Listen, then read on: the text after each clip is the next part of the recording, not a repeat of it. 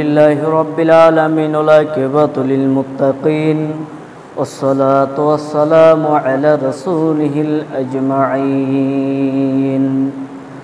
فقد قال الله تبارك وتعالى في كلامه المجيد وفرقانه الحميد أعوذ بالله من الشيطان الرجيم بسم الله الرحمن الرحيم الحمد لله رب العالمين الرحمن الرحيم مالك يوم الدين بسم الله الرحمن الرحيم عن عبادة بن صامت رضي الله تعالى عنه قال قال رسول الله صلى الله عليه وسلم لا صلاة لمن لم يقرأ بفاتحة الكتاب প্রশংসা গুরুকীর্তি স্তম্ভ ভালোবাসা সবকিছু যিনি মালিক তিনি হচ্ছেন আল্লাহ, যে আল্লাহ বিভিন্ন কাজকে বন্ধ করে দিয়ে আজকে আমাদেরকে একটি সুন্দর একটি জায়গায় সুন্দর দিনে একত্রিত হওয়া তৌফিক এনায়াত দান করেছেন। সেই মহান মনিবের দরবারে শুকরিয়া কৃতজ্ঞতা জ্ঞাপন করি, তাই মুহাব্বতে শুরু বলি আলহামদুলিল্লাহ। তেনার পরে আখির রাসূল নবিকুল্লাহ শিরামণি বিপ্লবী জননেতা যিনি 63 বছর জিন্দেগিখানা তিনি তার সাহাবী উম্মতের পেছনে কাটিয়েছেন, সেই নবীর প্রতি দরুদ ও সালাম বর্ষিত হোক। আল্লাহুম্মা সাল্লি আলাইহি আল্লাহুম্মা বারিক আলাইহি। আমি আপনাদের সামনে আজকে যে বিষয়টি নিয়ে আলোচনা করব বলে নিয়ত করেছি সেটি হচ্ছে সূরা ফাতিহার তাফসীর। সূরা ফাতিহা কোরআন মাজিদের প্রথম একটি সূরা।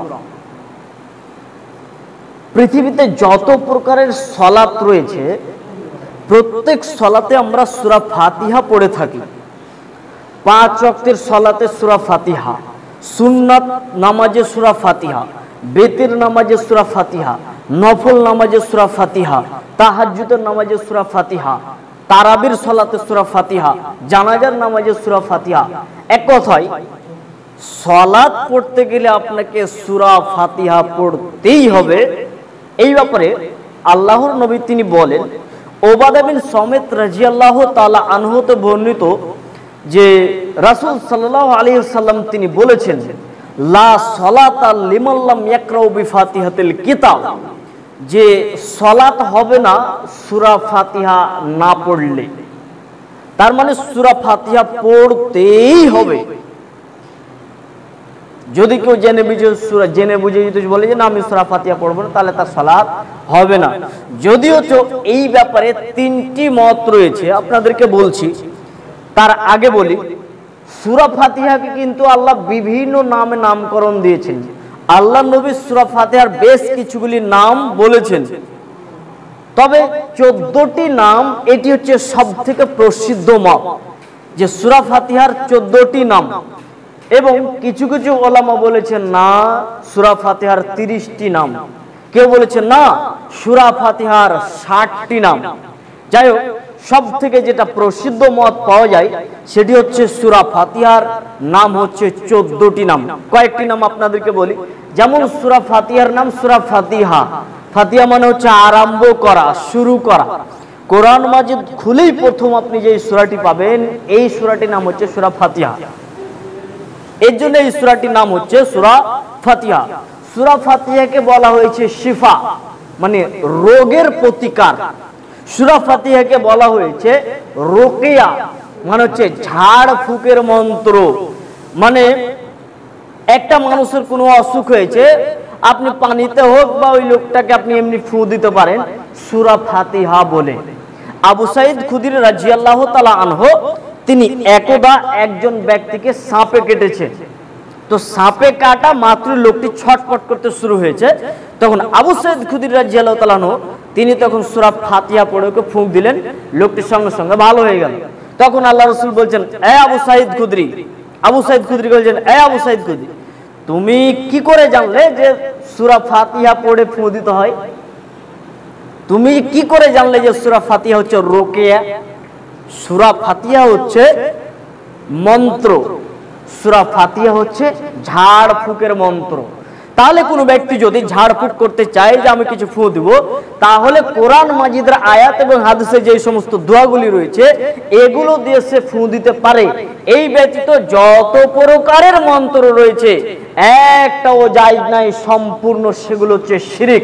মুহাম্মদ সাল্লাল্লাহু আলাইহি ওয়াসাল্লাম বলছেন যদি একান্ত যদি ঝাড়ফুঁক করতে হয় তাহলে সূরা ফাতিহা এবং কোরআনের কিছু আয়াত দিয়ে সে ফু দিতে পারে। এখন বর্তমান যুগে যদি কোনো মানুষকে যদি সাপে কেটে দেয়, তাহলে আপনি যদি বলেন যে আমি উমুকের কাছে যাই তো সূরা ফাতিহা পড়ে ফু দিবে, বা আপনি একজন লোককে দেখে বলছেন ভাই তুমি এসো তো আমার সূরা ফাতিহা পড়ে ফু দাও, তো আপনার জন্য মনে হয় কবর খুঁড়তে যেতে হবে আগে। আপনি তো বললেন মাওলানা সাহেব যে সূরা ফাতিহা পড়ে ফু দিলে আপনার সাপের বিষ নেমে গেছে, বিষ তো শেষ হয়ে গেছে, তো আপনি এখন এটা বলছেন কেন? শুনে রাখেন, প্রত্যেকটি দোয়া ক্ষেত্রে, প্রত্যেকটি ইবাদতের ক্ষেত্রে সৎ কর্ম হতে হবে। আল্লাহ আমাদেরকে বলছেন তোমাদেরকে কোটি কোটি আমল করতে হবে না, তোমাদেরকে অধিক আমল করতে হবে জান্নাতে যাওয়ার জন্য। এটা আমি আল্লাহ বলিনি, কিন্তু আমি আল্লাহ তোমাদেরকে বলেছি অল্প আমল হলেও সৎ কর্ম হতে হবে, অল্প আমল হলেও সৎ কর্ম হতে হবে। নাম্বার 2, একজন মানুষ মুমিন না হওয়া পর্যন্ত এই লোকটা সূরা ফাতিহা পড়ে ফু দিলে, হাজারো ফু দিলে এর দ্বারাতে বিষ নামবে না। তার মানে প্রথমে আগে কি হতে হবে? মুমিন হতে হবে।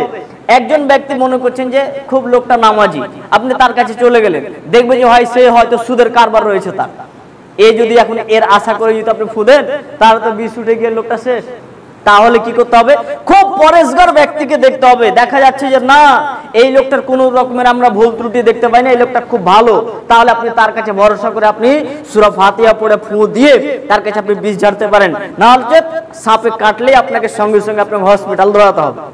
এই যুগে আপনি ইমানদার ব্যক্তি খুবই পাওয়া কম। আমি মাওলানা সাহেব আলী বিন কালিমুল্লাহ বলছি, আমাকেও আপনি যদি বলেন যে মাওলানা খুব ইমানদার, না আপনি এটা ভুল ভাবছেন, আমারও 10খানা ভুল রয়েছে। একজন ব্যক্তিকে আপনি দেখে বলছেন দাড়ি টুপি খুব ভালো, এই লোকটা হয়তো খুব পরেশগার, দেখবেন যে তার বাড়িতে মেয়ে ছেলেরা তারা বেপর্দা চলে, ও মুরব্বী সাহেব কিছুই বলে না। দেখতে পাচ্ছেন যে লোকটা খুব নামাজি, লোকটা খুব পরেশগার দেখে মনে হচ্ছে, কিন্তু লোকটার ভাষা ঠিক নেই। লোকটা খুব ভালো, দেখতে পাচ্ছেন পড়োশের সাথে তার ভালো ব্যবহার নেই। দেখা যাচ্ছে লোকটা খুব ভালো, লোকটাকে দেখবেন মাদক সেবন করে, লোকটা খুব ভালো, লোকটা হয়তো খারাপ ভাষাতে গালি দেয়। এক কথায় সব দিক থেকে মানুষটা যখন ইমানদার হবে তখনই তার দ্বারাতে এই সূরাগুলি, এই আয়াত কাজে লাগবে। এখন যদি কোনো অমুসলিম যদি বলে বলুন আপনি আমাকে প্রমাণ করে দেন তো যে সূরা ফাতিহা পড়ে ফু দিলে বিষ নেমে যাবে, এটা প্রমাণ করে দেন, তা আমি আপনাকে বলতে চাচ্ছি তাহলে যে পরেশগার দিনদার হতে হবে। মুসলমান হলেই তার দ্বারাতে এটা কাজ সম্ভব নয়, হতে হবে তাকে আগে ইমানদার, এই কথা তাদের ব্রেনে থাকতে হবে। তাহলে সূরা ফাতিহার নাম হচ্ছে রুকিয়া, ঝাড় ফুকের মন্ত্র। সাপে কাটুক বা যে কোনো বিষ লেগে যাক, যদি কেউ ফু দেয় তাহলে ইনশাআল্লাহ ভালো হবেই, তবে লোকটাকে একটু মুত্তাকি হতে হবে। আবু সাঈদ খুদরী রাদিয়াল্লাহু তাআলা আনহু, তিনি একজন সাহাবী, আল্লাহ নবী বলছেন তারা হচ্ছে জান্নাত প্রাপ্ত ব্যক্তি। সাহাবীদের ব্যাপারে আল্লাহ রাসূল বলছেন তারা জান্নাতি, আগেই ঘোষণা। তো সেই রকম যদি আমরা মোটামুটি সেরকম যদি ইমানদার হতে পারি তাহলেই আমাদের দ্বারা সেই কাজটি হতে পারে।